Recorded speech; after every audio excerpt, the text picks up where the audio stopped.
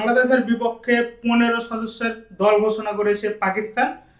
আগামীতে যে ওয়ানডে সিরিজটা আছে, 9 তারিখে পাকিস্তান বাংলাদেশে আসবে, 11 তারিখে তাদের প্রথম ম্যাচ, তারপরের ম্যাচ 13 তারিখ, তারপরে তৃতীয় ওয়ানডে অনুষ্ঠিত হবে 15ই মার্চ। তারপরে পাকিস্তান চলে যাবে এবং পাকিস্তান সুপার লিগ যেটা পিএসএল, সেখানে বাংলাদেশি 4জন ক্রিকেটার খেলবে।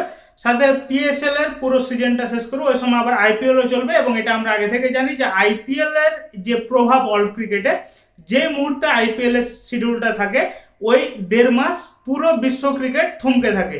বাংলাদেশ, জিম্বাবুয়ে, এমনকি নামিবিয়া, উগান্ডার মতো বেশ কিছু ছোট ছোট টিম বা অ্যাসোসিয়েট নেশন, যারা বাংলাদেশ যদিও ফুল মেম্বার নেশন, বাংলাদেশ জিম্বাবুয়ে ছাড়া বাকি যে অ্যাসোসিয়েট নেশনগুলো, তাদের একে অপরের মধ্যে ম্যাচ থাকে। বাংলাদেশের সর্বোচ্চ অ্যাসোসিয়েট 2-1টা নেশনের সাথে ওই মুহূর্তে শিডিউলটা দেওয়া হয়, যেরকম এবারও আইপিএল চলাকালীন সময় বাংলাদেশের একটা শিডিউল আসে। এখন বিষয় হচ্ছে, আইপিএল যখন চলে ওই সময় পুরো বিশ্ব ক্রিকেট থমকে থাকে। ওই সময়ে বাংলাদেশেরও সেরকম কোনো ইন্টারন্যাশনাল কোনো কমিটমেন্ট নাই। তার পরবর্তীতে আইপিএল এবং পিএসএল প্রায় সমসাময়িক সময় শেষ হবে এবং ওটা শেষ হওয়ার পরবর্তীতে পাকিস্তান আবারও আসবে বাংলাদেশে 2টা টেস্ট খেলতে, 2 ম্যাচের টেস্ট, একটা হবে ঢাকায় এবং একটা হবে চট্টগ্রামে। তো এই যে 15 সদস্যের যে স্কোয়াডটা ঘোষণা করেছে পাকিস্তান আগামী যে ওয়ানডে যে আমাদের সিরিজটা আছে, ওয়ানডে সিরিজকে সামনে রেখে, এখানে চমকের অনেক কিছু আছে।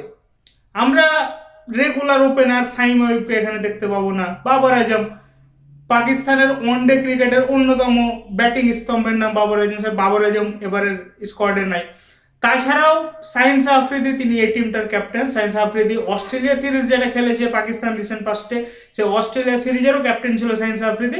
সেহেতু শাহিন শাহ আফ্রিদি আছে, হারিস রফ আছে, ফাহিম আশরাফ আছে, আবরার আহমেদ আছে, উইকেট কিপার হিসেবে প্রমিনেন্ট মোহাম্মদ রিজওয়ান আছে। তো মূলত একটা ব্যালেন্স স্কোয়াড পাকিস্তান দিয়েছে। চমকের যে বিষয়টা সেটা হচ্ছে, এই স্কোয়াডে তাদের 6জন আনক্যাপড ক্রিকেটার আছে, যারা এখন পর্যন্ত পাকিস্তানের হয়ে কোনো দেশের বিপক্ষে ওয়ানডেতে তাদের ডেবু হয়নি। এমনকি অনেক ক্রিকেটার আছে যাদের ফার্স্ট ক্লাসের রেকর্ডও অনেক কম, বা অনেকে এমন আছে যে ফার্স্ট ক্লাস খেলেইনি কোনোদিন। এখন যে বিষয়টা, বাংলাদেশের এবং পাকিস্তানের মেন্টালিটির যে পার্থক্য, সেটা খুব স্পষ্ট হচ্ছে এই স্কোয়াডের মাধ্যমে। বাংলাদেশের পাইপলাইনের বর্তমান যে অবস্থা, এই যে রিসেন্ট যে বিসিএলটা শেষ হলো, এই বিসিএলও দেখেছি আমরা আমাদের পাইপলাইনের অবস্থা খুবই বাজে। আপনি যদি টপ পারফর্মারগুলো দেখেন, টপ 20 রান স্কোরার বা টপ 20 বেস্ট বোলিং ফিগার যারা আছে, প্রত্যেকেই আমরা দেখবো ঘুরে ফিরে ওই ন্যাশনাল টিম বা এ টিম বা হাই পারফরমেন্স টিম। এক কথায় আমাদের পাইপলাইন অতটা সমৃদ্ধ না যে এরকম আমাদের ঘরোয়া টুর্নামেন্টগুলো থেকে খুব ভালো চোখ ধাঁধানো কোনো পারফরমেন্সের মাধ্যমে কোনো ক্রিকেটার উঠে আসবে। সেটার উল্টো দিকটা আমরা দেখতে পাচ্ছি পাকিস্তানের ক্ষেত্রে। পাকিস্তান এরকম সিরিজগুলো বাংলাদেশ পাকিস্তানের চাইতে র্যাঙ্কিং এর দিক দিয়ে বা তুলনামূলক ছোট টিমই আমরা বলতে পারি, এরকম ছোট টিমের এগেনস্টে তারা তাদের 6জন আনক্যাপড ক্রিকেটারকে স্কোয়াডে রেখেছে। এবং আমরা যদি বাংলাদেশের যে প্রাইম টাইমটা ছিল 2015 থেকে 2020 পর্যন্ত আমরা ধরতে পারি, ওই সময় দেখা গিয়েছে আমরা যে পুরোপুরি পঞ্চপাণ্ডব নির্ভর ছিলাম। আমাদের পঞ্চপাণ্ডব কিন্তু জিম্বাবুয়ে বা আয়ারল্যান্ডের মতো যেই অ্যাসোসিয়েট নেশনগুলো আছে, তাদের এগেনস্টে কিন্তু আমাদের এই পঞ্চপাণ্ডবের প্রতিটা ক্রিকেটারই থাকতো। সাকিব আল হাসান যদিও থাকতে চাইতো না, কিন্তু আমরা অনেকে এটার অনেক সমালোচনা করেছি যে ন্যাশনাল ডিউটি থাকার পরে সাকিব আল হাসান কেন ওই সময় ছুটি কাটাচ্ছে বা ওই সময় ফ্র্যাঞ্চাইজি ক্রিকেট খেলছে। কিন্তু এখন আমরা ওটা বুঝতে পারি যে তখন যে পরিস্থিতি ছিল আর এখন যে পরিস্থিতি, সাকিব আল হাসানের একটা সিদ্ধান্তের ফলে, যদিও আমরা এখন পর্যন্ত কোনো প্রমিনেন্ট অলরাউন্ডার সাকিব আল হাসানের বিকল্প তৈরি করতে পারি নাই, সেরকমটা পুরো আমাদের ব্যাটিং অর্ডারে দেখা গিয়েছে পঞ্চপাণ্ডব যেখানে যেখানে ছিল। আমরা ওপেনিং এ একটা স্টেবল ওপেনিং প্লেয়ার এখনো পাচ্ছি না। আমরা মিডল অর্ডারে মুশফিকুর রহিমের মতো ভরসা করার মতো কোনো ক্রিকেটার এই মুহূর্তে পাচ্ছি না। তাহিদ হৃদয় এক ম্যাচ খেলে না। আমরা ওই জায়গায় নুরুল হাসান সোহানকে রাখছি, জাকির আলী অনিককে রাখছি, এক ম্যাচ খেলে না।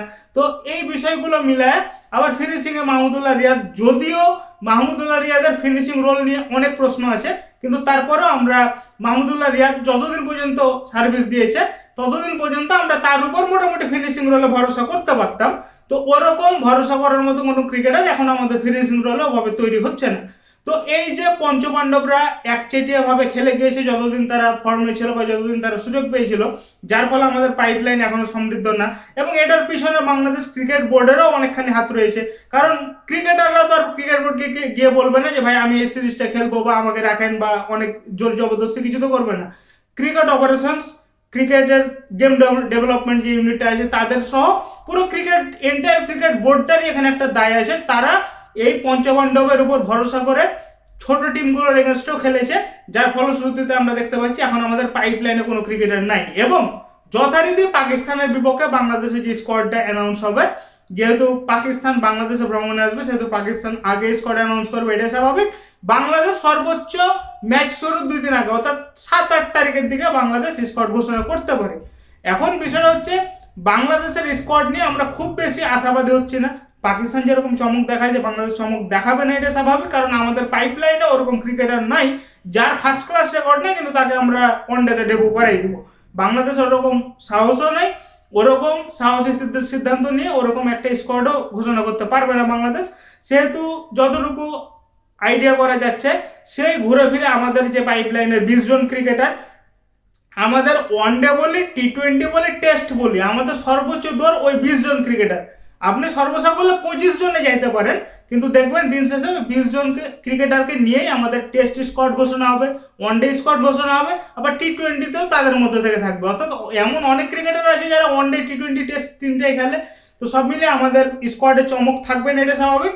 আর পাকিস্তানের যে স্কোয়াডটা আসছে তাদের অনেকেরই বিপিএল খেলার অভিজ্ঞতা রয়েছে, এবং যেহেতু বিপিএল তারা রেগুলারলি খেলছে সেহেতু আশা করাই যায় যে পাকিস্তানের এই টিমটা বাংলাদেশকে যতই তারা ইয়াং টিম নিয়ে আসুক না কেন টাফ টাইম দেওয়ার জন্য যথেষ্ট। যেহেতু যেই জায়গাগুলোতে প্রয়োজন, ফাস্ট বোলিংয়ে হারিস রফের সাথে শাহিন শাহ আফ্রিদির কথা আমরা বলতে পারি, ফাহিম আশরাফও ফাস্ট বোলিংটা ভালো করে, অলরাউন্ডিং স্কিলে ফাহিম আশরাফ চলে আসে, আবরার আহমেদের স্পিন, তার সাথে মোহাম্মদ রিজওয়ানের যে ব্যাটিং অ্যাবিলিটি, সব মিলিয়ে পাকিস্তানের যেখানে যেখানে প্রয়োজন ছিল ওই জায়গায় খুব স্ট্রং ব্যাকআপ আছে, সাথে তাদের ইয়াং ক্রিকেটাররাও আছে। সব মিলে পাকিস্তানের এই টিমটা বাংলাদেশকে যথেষ্ট টাফ টাইম দেওয়ার জন্য প্রস্তুত। এবং বাংলাদেশ কীরকম স্কোয়াড ঘোষণা করে এটার উপর আমাদের চোখ থাকবে, কিন্তু তারপরেও যেটা বলছে আগে থেকে যেটা অনুমান করা যায় বাংলাদেশের স্কোয়াডে চমক না থাকাটাই স্বাভাবিক।